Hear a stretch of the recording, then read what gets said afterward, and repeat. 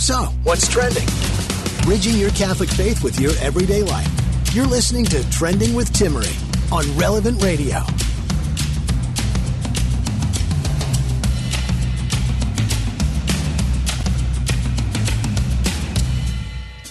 How do you feel about a draft for women? We'll be discussing that, the recent vote on a draft for women, and whether or not it will happen, and what we have to say about this.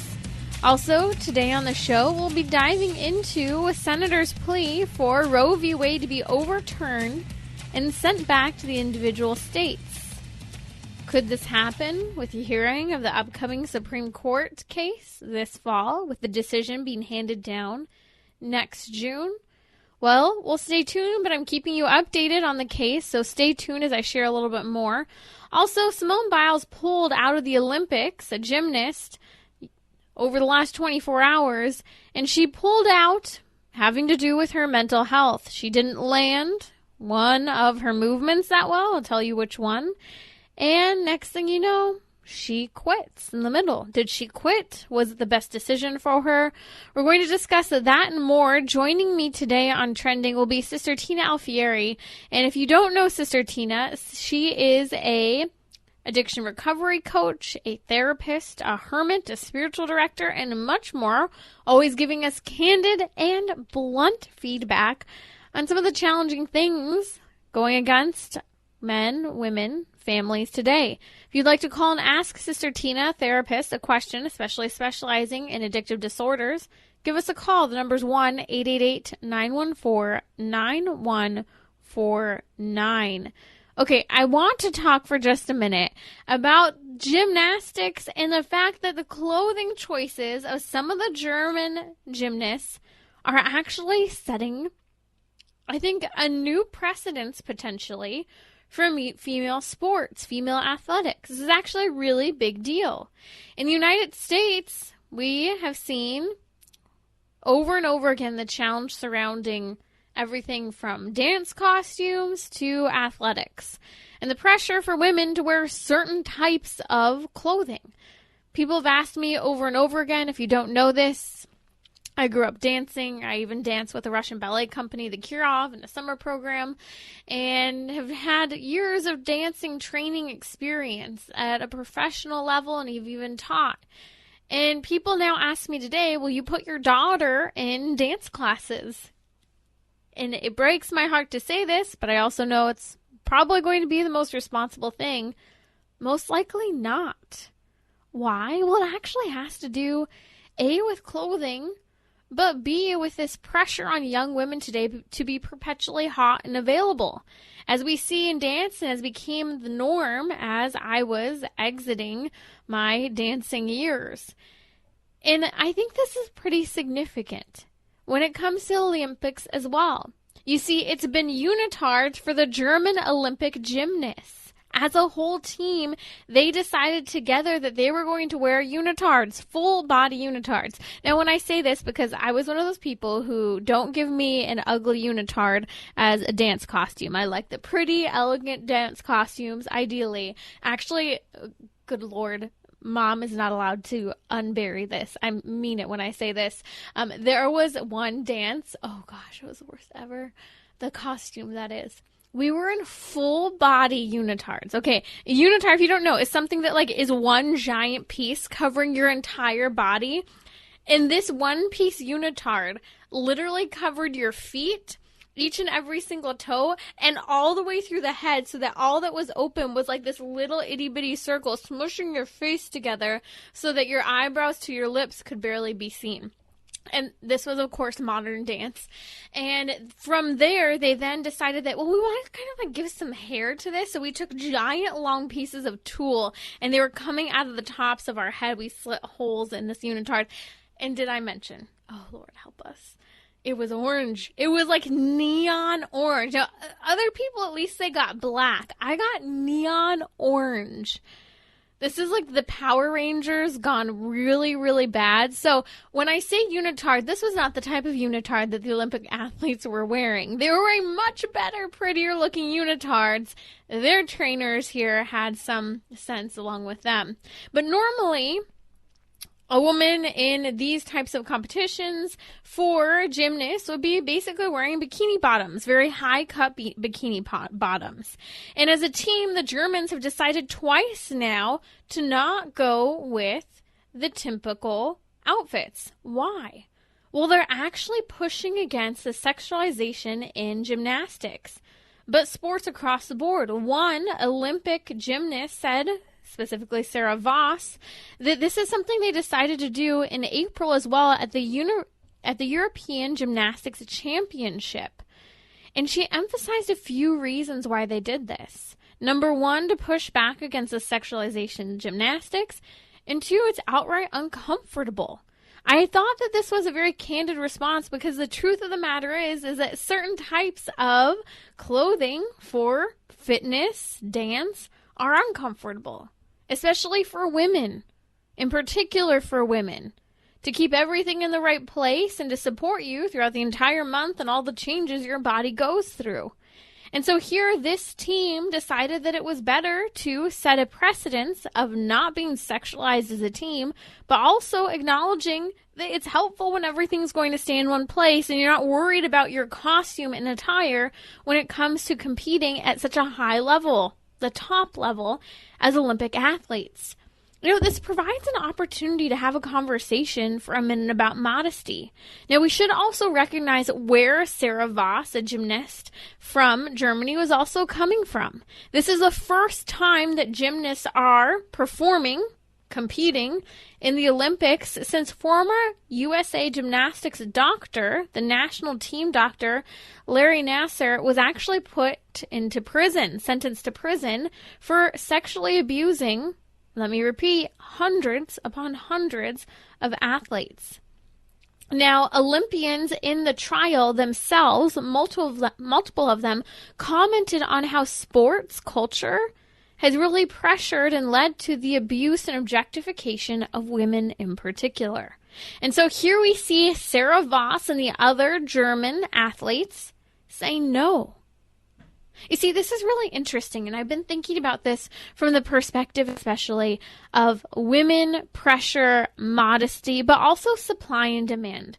Number one, women are expected to meet a certain type of category when it comes to athletics and dance. They're expected to essentially perform. Now, I'm all about performance, giving your gifts and talents to others.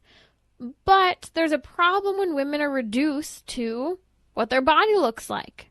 When they're pressured to perform in certain types of costumes, that leaves them with anxiety about whether or not everything's going to stay in their outfits. Okay, the reality is I've seen some really bad costume moments, costumes gone wrong in the dancer world.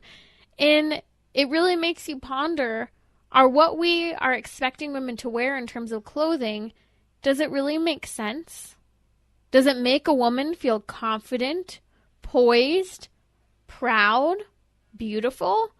Or is it making a woman feel pressured, scrutinized, criticized, and outright uncomfortable in terms of her performance? I think a lot of us as women, whether it has to do with athletic performance and what we wear, or even, and I think this is important, even what we wear day to day, a lot of us do feel pressured, scrutinized, criticized, and outright uncomfortable in the clothes that we're wearing. And I think Sarah Voss and the German Olympians really opened the door. Will they set a trend? Perhaps. But you know what I think they will do? They'll spark conversations. Individual conversations between people like you and I who say, maybe we need to rethink clothing. Now, one of the things I was reading, it was a fascinating piece. It was commenting on how these German athletes chose unitards. And it was some of the creators of various gymnastic outfits. And they're commenting saying, yeah, we're glad to make unitards, but the reality is that not a lot of people request unitards. Most of them request the stereotypical outfits with not a lot covering anything for women in terms of their performance for gymnastics. And so they said, if there's a demand, we will supply them. This made me think overall today about the challenge surrounding modesty. So many women are frustrated, and this was me in high school, because it's hard to find clothing. Don't go to the junior section. Don't go to any teenage section, because the reality is the standards for clothing won't be very high in terms of the quantity that's available. And so I think that it's important that we remember supply and demand, that we don't settle for buying clothes that don't meet our expectations of beauty, comfort, modesty. You see, this is very important for women today. The Catholic Church actually has a lot to say about modesty, but not necessarily entirely in the way you think. So often we reduce modesty just to the way we dress. And that is a huge part of it, but it's also the way we stand, the way we talk, our speech. You see, modesty has to do, as the Catechism of the Catholic Church discusses, about the integral part of temperance. It has to do with this integral part of temperance. It's fundamental to having temperance, a sense of tempering what we do, self-control, moderation. All of this settles within temperance. But it also discusses how modesty has to do with the center of the human person. At the core, who we are, what message we're trying to communicate about ourselves. And so this is very important for us to ponder, that modesty has to do with the center of the person, with the center of who I am. And so a few really easy, I think, simple guidelines for working on how we dress as women, and maybe how your daughters dress, could really touch on number one, comfort. You shouldn't feel like you have to fix or tuck clothing in all the time. Now, this could also have to do with wearing the right size, but B, clothing that doesn't make you feel uncomfortable or kind of nitpicking at yourself. 2, we need to dress to the occasion, appropriate wear for appropriate people and locations. And 3rd, remember that it's not just what we are, but it's a matter of who we are. Who do we want to say we are? Do we want to say that we're a piece of meat available for anyone to look at? Or do we want to say that I'm a person worthy of respect, that I value myself as well as others? You're listening to Trending with Timmerie here on Relevant Radio. Joining me, and actually to dive more into the Olympics, is Sister Tina Alfieri. She is a recovery coach, addiction specialist, having to do with sexual addictions as well. She's a therapist, a hermited nun, and a spiritual director. Sister Tina Alfieri, welcome to Trending. Thank you, Timmerie. Good evening. I'm glad to be with you. If anyone has a question for Sister Tina, you can give us a call. The number's 1-888-914-9149. We're also taking questions on Instagram as well. You can go ahead and comment on my Instagram story. We put a question box up. Find me and follow me at Timmerie. That's Timmerie. So one of the athletes, specifically a gymnast, Simone Biles, has pulled out in the middle of competing after struggling to land the vault. Sister Tina, it's fascinating when I read some of the stories about this. There's a lot of criticism and a lot of justification for Simone having pulled out of competing and leaving the rest of the team to compete. She said everything from the fact that she didn't want to second guess herself, that she was still struggling with something, and referring to basically a high-stress situation where she was basically freaking out. She said that she's on medicine, receiving therapy, and so it sparked this conversation surrounding mental health. What are your initial thoughts upon hearing about Simone's response to just outright leaving the Olympic competitions? I have nothing but support for all of these elite athletes, and it's not just in gymnastics, it's lots of other elite athletic competitions. Oh, goodness, I just cannot imagine the pressure that this young woman is under, and I think a lot of it is media-driven, putting the spotlight on her. Sometimes athletes also put the spotlight on themselves. There's a lot of influential media that helps to tell or spin a story. And I have nothing but respect for Ms. Biles or any other elite athlete who feels that they need to take a time out or step away due to this stress. When we think about it, I believe Ms. Biles is 24. She's had an entire life devoted to this one activity. Most of us, when we're 24, we're either in college or graduating from college, still trying to figure out what we want to do with the rest of our life. For elite athletes, possibly professional dancers, etc., as sharing earlier, they have to make this decision about what they want to do with the rest of their lives at a professional level at a very early age, 12 or 13. When we think about the development of the brain, the maturation levels emotionally, that's a huge commitment. And I have nothing but respect for people who make that commitment, the families that support them in doing this. But I don't think any of us, except maybe other elite athletes, can really commiserate and understand what it's like to make this life choice at age 12 or 13 for the next 10 or 12 years, that this is going to be your one focus, your life. It's the end-all, be-all. It is a lot of pressure. Right. You know, Sister Tina, it's interesting. If you're just joining us, that's Sister Tina Alfieri. She's a therapist, addiction recovery coach. And I keep looking at this and I see two perspectives. Because at first, my gut reaction is, I don't get it. Suck it up, Buttercup. Perform. You're at the Olympics. That was my initial response. And I kind of had to pull back and really think about it and think about where a lot of millennials and Gen Z are, because she would technically, I think, be Gen Z. And there's this trend among young people today, especially kind of that Gen Z, that, you know, if I'm not going to be the best, I'm just going to quit.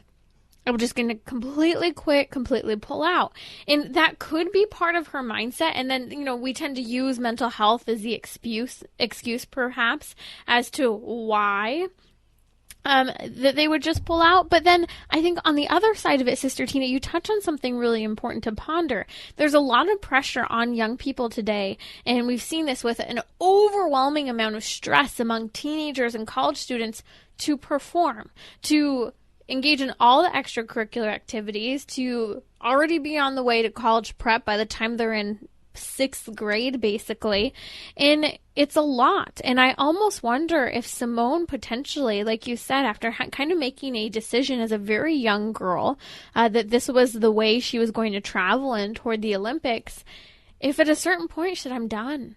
I'm done with the pressure, because she did say, I wanted it to be for myself. She even commented saying she felt like it was for others. And she said that it hurt that it was for other people. And it really made me ponder, you know, where do you find the balance of giving yourself as a gift and just doing something to please people? And that's a really, really difficult decision. I think especially kind of going back to the Olympics and back to the current generation of millennials or Gen Z. You know, the Olympics back in the 1920s, 1930s, there was no mass media. They were not televised around the world. You had to wait until maybe the newspaper report came out the next day or two before you found out how people were doing, or if they fell off the balance beam, or if they dropped the baton in the 4x4 relay. So there wasn't that news, instantaneous traveling of bad news quickly, number one. Interesting. And number two, we didn't have millions of eyes watching and knowing that you're being watched by millions of people. If you were in a large stadium back in the 1920s or 30s during the Olympics, that's really the people that were watching you. And I think that's a different perception than magnifying that and multiplying that times 10 or multiplying it times 100, knowing that there's millions of people around the world instantaneously seeing you. If you have an error, a mistake, I talk about being in a fishbowl or under the microscope. It's intense. I thank God that I don't have anybody looking at me that closely when I make my mistakes. Right.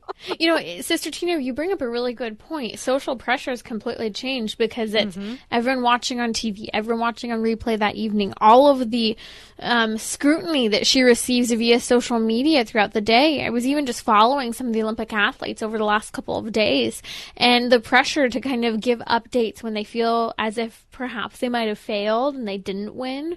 Or I think that the pressure is so high versus there's this moment of savoring, I'm an Olympic athlete. praise the Lord. What a gift, what an opportunity to give myself in this performance. But isn't it interesting, I was asked the question about, what's the balance between giving yourself as a gift and then kind of being reduced and kind of just focusing on pleasing others. I hadn't thought about the fact that we are performing today when you're in the Olympics for such a high quantity of people that it's one thing to give yourself standing in an auditorium like it used to be, and those people who were there saw you. But now you're giving yourself to millions of people at once, and I guess we don't ever really ponder the increase in pressure that in and of itself provides for women today. And not just Olympic athletes, but any athlete or even a young woman who has a phone and is posting on social media to friends, strangers, broadcasting to everyone she's gone to school with, and so on from there in her network. And you bring up a really good point. Once something is out there on social media, you usually cannot retract it. And so it's going to get played over and over and over again. God bless all of these elite athletes or professional athletes who are out there doing their best. They are human beings. I think we need to really remember that. And for some of them, there's huge financial compensation attached to this. How would you like maybe the only event of note in your life, depending on you being successful at it, in order for you to make a livelihood for the rest of your life or for your family, this one day, this one event? There's a lot of endorsement deals related to winning medals at the Olympics or being a professional or elite athlete. So there's a lot more to this than just the performance of how that one day, one time goes. And trust me, this is not lost on these professional athletes. They know, and they've known for years because they see it happening to others ahead of them. People going on to get endorsement deals, commercials, advertising, and then they see people who falter along the way, other athletes who falter along the way and are kind of left to the wayside. Mm-hmm. So this is extremely stressful. I think that most of us feel, well, if my current job doesn't work out, I can always go get something else. When you're You're listening to Trending with Timmerie here on Relevant Radio. That's Sister Tina Alfieri. And we're going to come back diving into dealing with high-stress situations, taking your questions here as well. We'll discuss the role of therapy and medication dealing with stress and anxiety, and the importance of who you are as a person rather than what you do for a living. Give us a call if you have a question. The number's 1-888-914-9149.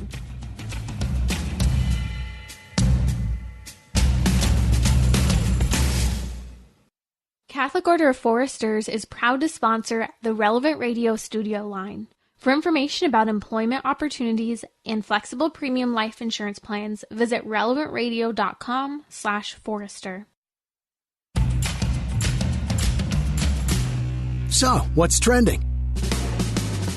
Bridging your Catholic faith with your everyday life. You're listening to Trending with Timmerie on Relevant Radio and the Relevant Radio app.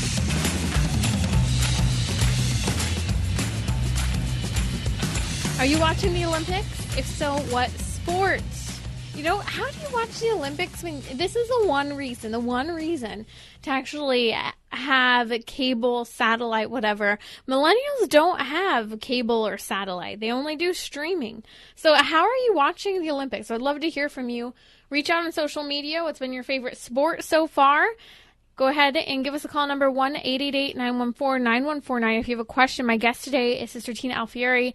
She's a sex addiction recovery coach. She's a therapist. She's also a hermited nun from Florida. Sister Tina, we've been discussing Simone Biles, who pulled out in the middle of competing after struggling to land the vault, that is in gymnastics competitions. And essentially, it's brought up a lot of questions about quitting versus quitting for just reasons surrounding taking care of yourself, the pressure that we're under. If you're just joining us, it's a great conversation about pressure that young men and women face today.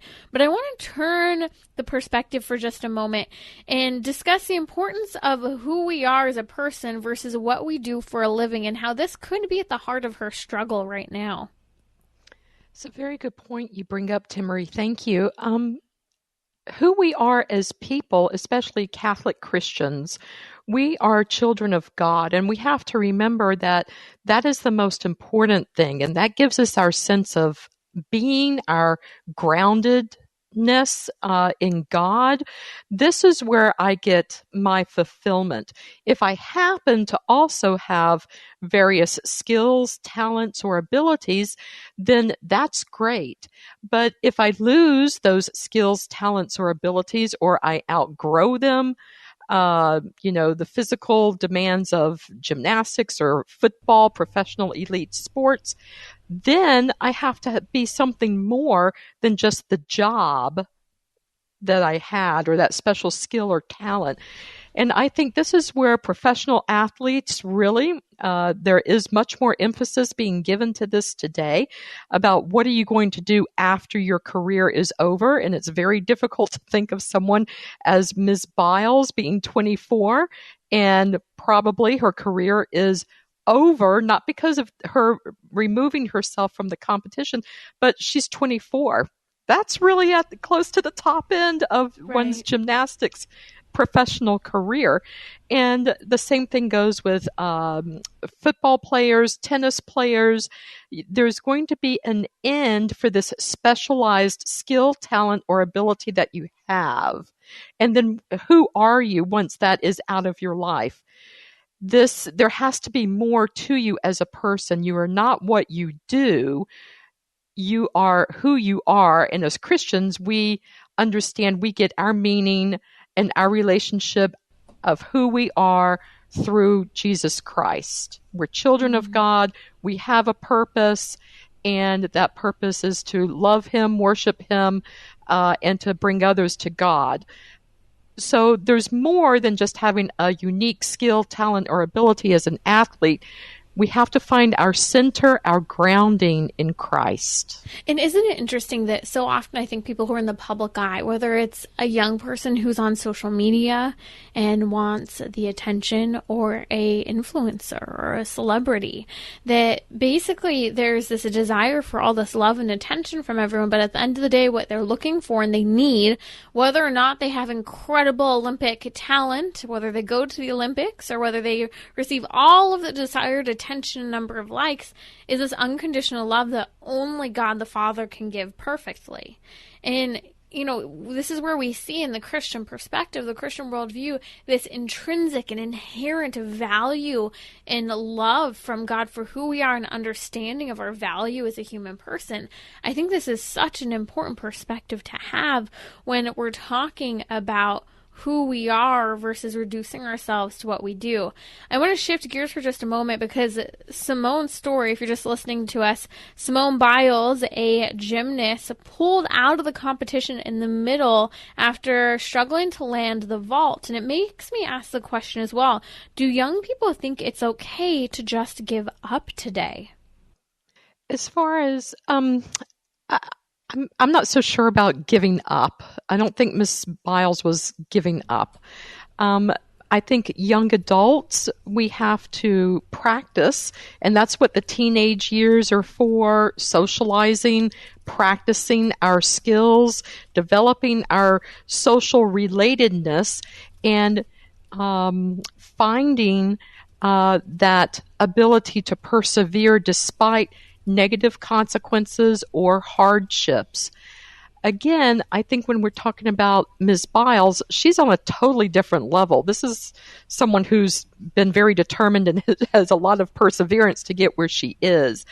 I think it's different if we have a child, maybe who's 12, 13, 14, and absolutely refuses to try to go out for any kind of team sport or maybe any kind of individual skill or activity, whether it's karate or playing the violin or the piano because they're afraid of failing, or they might take a few lessons and then they get very fearful that I'm not going to be able to be good at this, so I'm just going to quit and give up.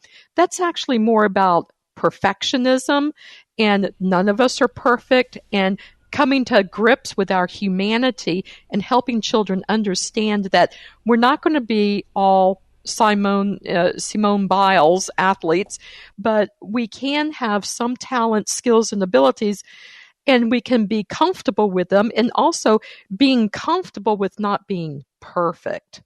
And to me, that's also speaks about the virtue of humility, being comfortable with not being perfect. It's a great example because this is a future of, okay, will I apply for the job and throw my hat in and try? Or will I remove myself from ever jumping in because I don't think I can do it, and we have all this self-doubt. But what you're talking about is this idea of perfectionism. We have to find that balance between humility and pride, being proud of ourselves. It brings, I think, a lot of questions to mind. One thing that also stands out to me about Simone Biles pulling out after struggling to land the vault, which is something she is routine for her. It is a challenge, but it isn't challenged in the same way. And she's very talented at landing the vault, and it was making me think as well, from the perspective of an athlete coming at this from the perspective of a dancer. There is a certain circumstance where, I should not go and take a class right now. I shouldn't be performing because I am not in the right mental space. And that could lead me to being injured. It could put me in a dangerous position. And so a lot of people were asking Simone, were you injured? Is this why you pulled out? And she said, no, I'm not injured. But she was trying to explain, this could be part of the reason why I did not perform. It was one piece of it, that if the mental space wasn't there and correct, it could put her in a dangerous circumstance where she could get injured. So I think it provides a lot of opportunity for conversation and pondering, but more so looking into our own hearts of what sort of expectations, pressures do we put on ourselves and others? Do I have this quitting mentality? Do I have perseverance? Am I doing things for the right reasons? Or even, do I reduce myself to what I do every day? Or do I see the inherent value of who I am? You're listening to Trending with Timmerie here on Relevant Radio. Sister Tina Alfieri is with me. She's an addiction coach, a specialist in therapy, spiritual direction, and much more. We have some questions coming in. One question from JT Twin: how do you know when to help and when not to help someone? Wow, that's a big open-ended question.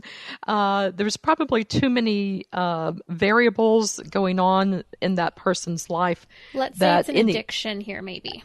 An addiction. Okay, so I always suggest to friends or family, do whatever you can do to support the person's recovery attempts. But don't do anything that's going to encourage or prolong their active addiction. For example, if you can help your loved one who maybe has an addiction, if you can drive them to an AA or an NA meeting, please do so. If that's the only way they can get there, if they don't have a way, if they've lost their driver's license due to a DUI, if you can help them get to a meeting, please do. But if your loved one who may have an addiction says, hey, can you loan me $20? I would say absolutely not. We have no idea, or we probably have a pretty good idea of where that $20 is going to go. So kind of general rule of thumb, as a family or friend of someone who may have an addiction problem, do anything you can that supports the recovery, but don't do anything that is going to encourage or prolong the active addiction. We have another question coming in. If you're just joining us, you're listening to Trending with Timmerie here on Relevant Radio. Haley Moss on Instagram asks, what would you suggest for those who work in ministry feeling spiritually burnt out? And I'll just add to the question, also those who are raising a family, which is a ministry in and of themselves, who are also feeling spiritually burnt out. Fantastic question. We all need time away because we all get burned out. Again, we're human. We are not robots or machines. We are not perfect. We can't expect ourselves to be perfect. God rested after creating the world on the Sabbath. Jesus went away often alone to pray. We also can use those as examples for ourselves. It is okay to take time for yourself. Maybe put the kids with grandma or grandpa or uncle or auntie for the weekend and go away for a weekend just to have some alone time, some quiet time. It is okay to take a couple of days off from work to recharge and renew. There's nothing wrong with this. This is an example that's given to us in Scripture. In the Old Testament, they talk about having the where you till the field for 7 years and then you let it go fallow to rest before you try to till it and plant it again. Everything needs rest and recovery and recuperation and relaxation. We are no different. It's not just a thought, if dirt needs rest, so do we, right? I mean, it's a simple concept that we don't even think about. And that reminds me of Genesis. We come from dirt, to dirt we shall return. So if dirt gets to rest, don't we deserve a rest? It makes you bring humble. up a perfect point. Yes. And by the way, humility has to do with, if you break down the word, it has to do with being of the earth, of the ground. And so even to just kind of put that in our mind for a moment, I think that this perspective you're giving on how to recover spiritually, we don't take rest. We don't take breaks. We don't pull away. And we think that when we are pulling away, it's binge watching a new series on Amazon Prime, or we think it's, recovering by catching up on the last 100 text messages or emails that I have to respond to. When in reality, we are failing to ever rest. We're just always catching up. And so how do you shut things off when it's almost as if you have an addiction to catching up with everything when you do have a so-called down moment? Yeah. So I think it's important to have a day of rest, or even an hour or two of rest, at least once a week, an electronic digital unplugging for an hour or two. Turn off the computer, turn off the flat screen TV, turn off your cell phones, turn off the Xbox, the Wii, or whatever else is going on. Just turn it off and have nothing but peace and quiet. That's parents and children. We need a Sabbath again. It's okay to take a disconnect for an hour or two once a week. Or for adults, the idea of a retreat, a 2 or 3 day spiritual retreat to just be away and alone with God. Is just a wonderful way to recharge. I know many of us talk about going on vacation, but vacations sometimes, depending on what you do, are not relaxing. We're running, we're rushing, we're trying to catch the plane, the train. Traffic is horrible. When we get to our destination, we want to go, do, and see everything and partake. And sometimes we come back from our vacation more exhausted. We have to learn how to really unplug, detach, and slow down. And a spiritual retreat for 2 or 3 days is a great way to do that. I was on the road for 10 days. I was in California, and I took a day off for my first day of work back, even though I got back on a Sunday. It's just too much sometimes to try to do everything, to play catch up, to expect to unpack. And you leave all of your interpersonal relationships parched if you do so, from my daughter to my husband. And so it was great. I'm glad I did it. I should have taken 2 or 3 days off to recover from being out of town. And so these are incredible tips for helping us recover spiritually, take care of our souls, find balance in terms of our mental health. That's been Sister Tina Alfieri here with us on Trending. You can find her. She actually works. You can find her at bloomforcatholicwomen.com. Again, bloomforcatholicwomen.com. She especially works with women who have been betrayed due to sexual addiction. So be sure to check that out. We'll post a link on social media. And I want to take this question actually coming in. Philip from Salt Lake City said his daughter was a gymnast and wanted to share a little bit about when she retired. Philip, welcome to Trending. Hi, how are you? Yeah, great. What's your comment? My daughter, my comment is, I think women's gymnastics is a misnomer. it's girls gymnastics. The women, the competitors, average age of the competitors of the female gymnasts is about 10 years younger than probably the average age of track and field competitors. It's not quite as bad as it used to be, but these are really young kids. And my daughter retired at the age of 13, and she had beaten Shannon Miller on the beam. So, I mean, she beat Olympic gold medalists. And at 13, she decided she wanted to be a kid. And not, wow. It was the point where you either have to go for the Olympic kind of stuff or quit, because if you stay where you are, you get injured. And the pressure that's on these girls is just tremendous. Oh, absolutely. Well, that's fascinating. So she was 13 years old when she stopped competing in gymnastics, women's gymnastics. And I think that this is a really good example because she was able to determine at that age she wanted to be done. But, you know, there are certain, I think, Olympic athletes where you make it so far and you're so close. Maybe you view, okay, the Olympics are 2 years away or the Olympics are 6 months away. I remember one Olympic athlete, I think she was a tennis player. Her name is evading me right now. She was Olympic bound and she ended up getting pregnant and had a baby. And so she said, okay, not this year. And I don't know, I need to follow up and see if she ever ended up making it to the Olympics or not.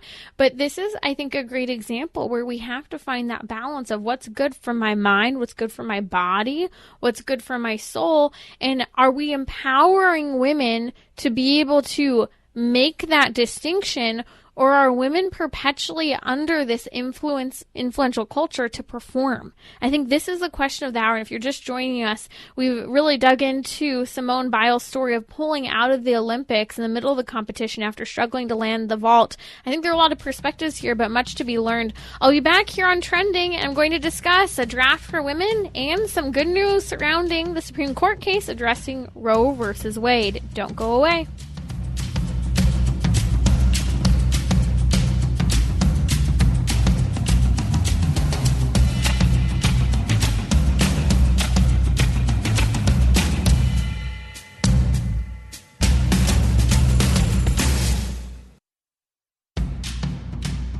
Bridging your Catholic faith with your everyday life. You're listening to Trending with Timmerie on Relevant Radio and the Relevant Radio app.